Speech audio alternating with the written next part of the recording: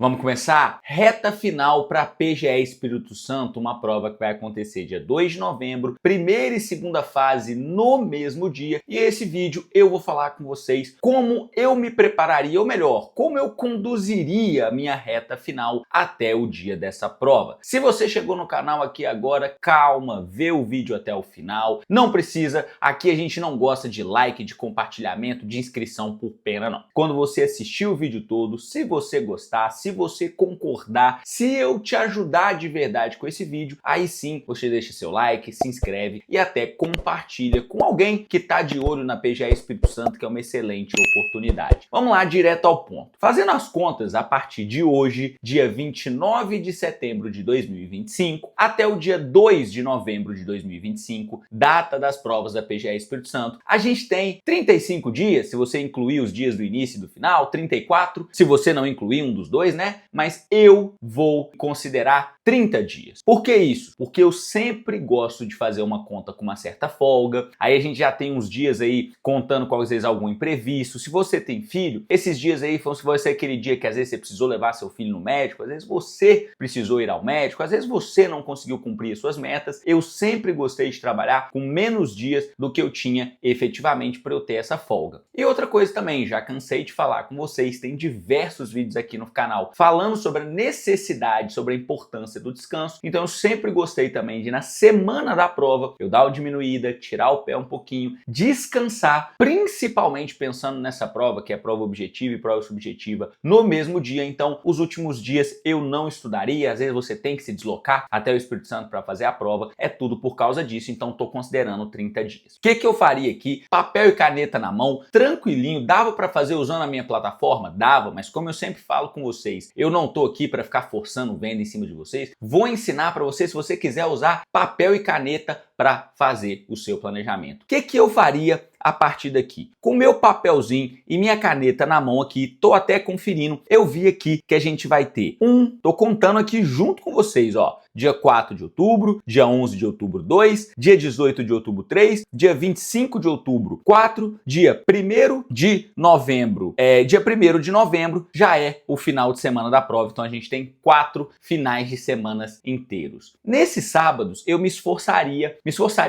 eu separaria para fazer simulados. Como eu disse a vocês, a gente tem provas objetivas e subjetivas no mesmo dia. Na prova objetiva, vocês vão resolver 100 questões. Na prova subjetiva, uma peça, um parecer e 3 questões discursivas. Então você precisa estar treinado, ter condições de fazer uma excelente prova discursiva. E isso inclui ver se o seu corpo suporta as 5 horas que o seu edital prevê para a realização das provas. Então você tem que ter já se experimentado, sentar ali na cadeira, por exemplo, senta no sábado às 8, aí vai de 8, 9, 10, 11, meio-dia, 1 hora da tarde, essas 5 horas você consegue ficar sentado ali, escrever todas as linhas necessárias do parecer, escrever todas as linhas necessárias de uma peça, escrever todas as linhas necessárias das 3 questões. Se você não tiver essa prática, é muito improvável, uma dificuldade a mais que você vai ter que vencer na hora da prova. Eu sempre gosto de ir para a prova com eu já tendo passado pelas situações que eu vou precisar fazer até o dia da minha prova. Então você pode mesclar. Um final de semana você faz um simulado objetivo, no outro final de semana você faz um simulado subjetivo, porque lembrando, você vai fazer as provas no mesmo dia. Ou para quem tem mais disponibilidade de tempo, tá mais tranquilo, consegue se dedicar mais tempo aos estudos, pode fazer uma simulação igual a que você vai ter no dia da prova, né? Prova objetiva de manhã, prova subjetiva de tarde. De novo, para que é isso aqui? Para vocês já colocarem o seu corpo naquelas condições que vocês vão enfrentar no dia da prova. E sempre que você fizer um simulado, tira um dia depois para poder estudar o gabarito, dar uma olhada no que você errou, o que você acertou. E isso seria a principal modificação que eu faria pensando em uma prova de primeira fase junto com a prova de segunda fase. A partir daí, eu daria uma olhadinha nas matérias que serão cobradas no seu edital. Tô aqui até com o edital aberto para não falar besteira e eu vi aqui que não tem nenhuma cobrança de matéria, como é que eu posso dizer, em comum. O que eu digo sobre matéria em comum? São aquelas que não são muito usuais de aparecer em concursos de procuradoria. Pode pegar um exemplo recente aí, que PGE São Paulo cobrou Sociologia e Filosofia. Não é muito comum. Mas aqui, nas provas da PGE Espírito Santo, Constitucional, administrativo, tributário, financeiro, previdenciário, civil, processo civil, trabalho, processo, trabalho ambiental. Tudo que um estudante de procuradoria costuma estudar. O que é que eu faço aqui com as matérias quando eu preciso estudar? Eu divido elas em dois grandes grupos. Aquelas que eu sei e eu preciso revisar e aquelas que eu não sei e eu preciso aprender. Vamos primeiro pensar quais são essas matérias que eu sei e eu preciso revisar. O meu critério é o seguinte, são as matérias que eu venci pelo menos um bom manual, se eu sou a pessoa dos livros, ou que eu venci os PDFs do meu curso, ou a maioria deles, e são critérios necessários, os dois juntos não são critérios alternativos, e além de ter feito essa base, ter estudado esse material, eu tenho um percentual de acertos próximo de 90%. Se você tiver nos 80, tem que ser 80 alto, 88, 89, o ideal seria 90, 91, 92. Tem pessoas que não chegam a esse ponto de acerto e consideram que são matérias que sabem, tudo bem, estou falando o que eu gostava de fazer nas principais matérias, constitucional, administrativo, tributário e processo civil. Se eu falasse das outras matérias menos importantes, e aqui pensando financeiro, civil, trabalho, processo do trabalho ambiental, eu também me exigia vencer um material estruturado sobre a disciplina, pode ser um livro, pode ser os PDFs do seu cursinho, e aqui manter um percentual de acerto que se aproxime ali dos 80%. Então 81, 82 já estava bom. Se você estiver na casa dos 70, busque ficar no 70 alto, 78, 79 nessas matérias, porque eu divido pela importância delas. Para aplicar para você, você pode variar um pouquinho desse percentual, estou falando com vocês o que eu aplicava para mim e o que eu gostava de me medir, a régua que eu usava para mim. Em previdenciário, que é uma matéria que eu colocaria como de terceiro escalão, aí eu também me esforçaria para vencer um livro aqui estruturado, que poderia ter essa uma sinopse. Na minha época de concurso eu estudei previdenciário por uma sinopse, e aí era o percentual de acerto que desce por ser uma matéria menos importante. Então, usando esse critério, eu conseguia dividir aquelas matérias que eu sei e eu preciso revisar e aquelas que eu não sei e eu preciso aprender. Com base nisso, considerando que eu já tirei os sábados para ser o meu dia de simulado, nos outros dias da semana eu estruturava o meu estudo da seguinte maneira. Se eu fosse estudar uma matéria que eu sei e eu preciso revisar, eu começava fazendo uma bateria de questões, 40, 50 questões, dependendo ali, ou pode marcar por hora também, uma hora e meia fazendo questão. A minha ideia aqui era ver se eu ainda mantinha esse percentual alto, de acordo com o nível que eu estabeleci para mim mesmo, né? Lembra? Algumas eu estabelecia a necessidade de eu chegar a 90, outras 80%, outras um pouco menos, e aí eu fazia essa bateria de questões, sei lá, em direito constitucional, ou poderia até pegar uma matéria específica de direito constitucional. Se eu mantivesse esse acerto que eu tinha estabelecido para mim como meta, beleza, eu dava uma parada e aí eu ia dar uma revisada naquele assunto. Porque eu já fiz questões, eu verifiquei se eu continuo sabendo essa matéria ou se eu preciso dar uma atenção para ela, e agora é hora de eu pegar meu material e rever aquele ponto. Se eu fui muito bem em todas as questões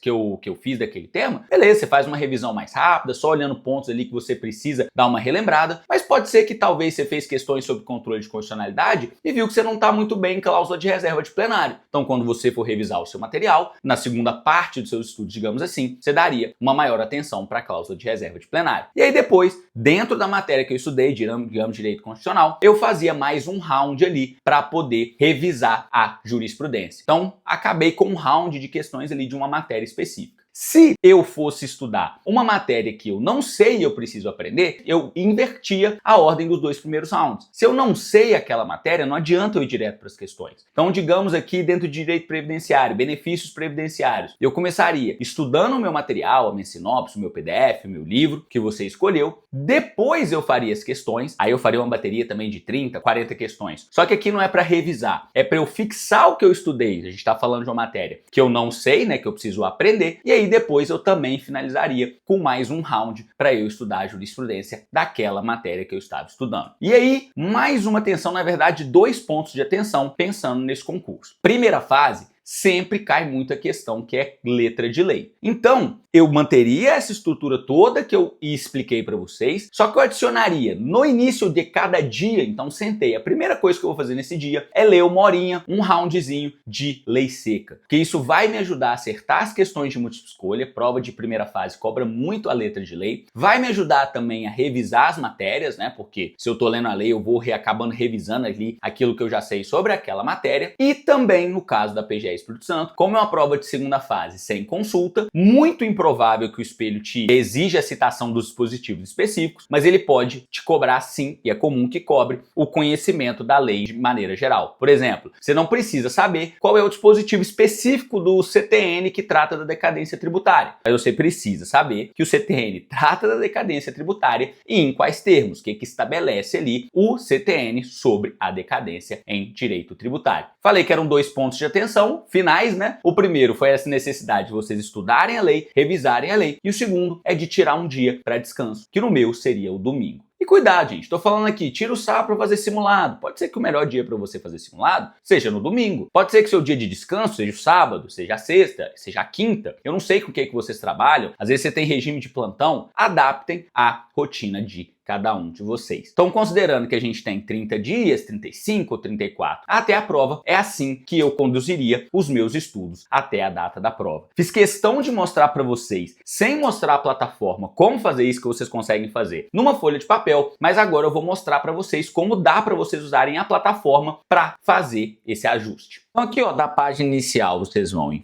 ferramentas, calendário, já até deixei aqui para ajudar, para facilitar, ó, a meta como se fosse a PGE Espírito Santo, dia 2/11. O seu painel de desempenho te mostra que são os 35 dias restantes, mas eu considerei só os 30, já expliquei para vocês. E aqui, ó, já criei um horário, ó, a pessoa que vai fazer um simulado no sábado, pode, em vez de começar às 7, se ele quiser começar às 8, ou se ele quiser começar às 9, ou começar às 7 mesmo, às vezes uma pessoa que acorda mais cedo aqui, sem problema nenhum. E aí, ó, igual eu falei, vamos supor que no início da semana você vai fazer aquilo que eu sugeri a vocês, de você começar sempre lendo a lei seca. Digamos que na segunda você vai começar lendo a lei seca de direito tributário, você pode já colocar aqui, ó, pode tanto colocar na observação da matéria, ó, lei seca, ou simplesmente, se você quiser também, você pode colocar aqui, ó, na próprio nome daqui da atividade. Eu vou ler a lei seca aqui, opa, lei seca só tem um A, editar a atividade, tranquilo, tá feito aqui o que você vai fazer. Aí vamos supor que depois você vai passar para umas questões de direito tributário, não, de direito constitucional, que é uma matéria que você sabe e você precisa revisar, tá aqui. Aí depois você vai fazer uma revisão, lembra que eu falei? Uma matéria que você sabe e precisa revisar, e depois você vai fazer a leitura de jurisprudência. Então aqui você pode ir editando, ó, vou estudar direito constitucional, mas em direito constitucional aqui primeiro é uma bateria de questões. E aí depois você, nessa segunda round aqui de questões, você não vai fazer mais que você já fez as questões, você vai revisar. Depois que você revisar a disciplina, aqui nesse round de direito constitucional, você vai ler a jurisprudência. Aí é só fazer isso com todos os dias até ao dia 2/11, data da PGE Espírito Santo, que você tem todo o seu planejamento aqui e, claro, vendo aqui, ó, acompanhando no seu desempenho semana a semana, até as tarefinhas que você criou, tudo para você ter controle dos seus estudos e chegar muito bem até a PGE Espírito Santo. É isso, bem simples. Como sempre, eu agradeço a atenção de todos vocês e até o próximo vídeo.